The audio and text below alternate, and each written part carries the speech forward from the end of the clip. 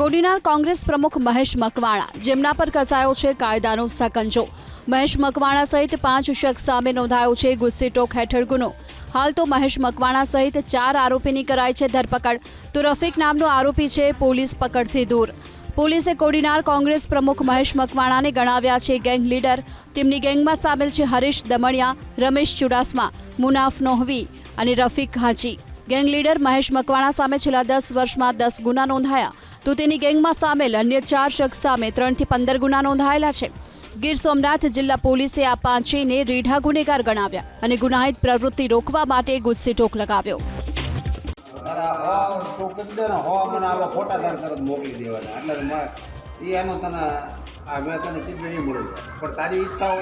આ મહાશય છે ભાવનગર ભાજપના નેતા યુવરાજસિંહ ગોહિલ, જેમનો એક વિડીયો વાયરલ થતાં જ મચી ગયો છે હડકંપ। વાયરલ વિડીયોમાં યુવરાજસિંહ ગોહિલ કહી રહ્યા છે કે 100 સભ્ય બનાવો અને 500 રૂપિયા લઈ જાઓ।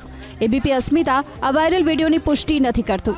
યુવરાજસિંહે ટેલિફોનિક વાતચીતમાં આ આરોપોને ખોટા ગણાવ્યા। જો કે સવાલ ઉઠી રહ્યા છે કે શું ભાજપના સદસ્યતા અભિયાનનો ફિયાસ્કો બોલી ગયો છે? કેમ કે સુરેન્દ્રનગરની 2 શાળામાં તો વિદ્યાર્થીઓને બનાવી દેવામાં આવ્યા ભાજપના કાર્યકર। એક શાળા તો સુરેન્દ્રનગર શહેર ભાજપ પ્રમુખ મહેન્દ્ર પટેલની હતી।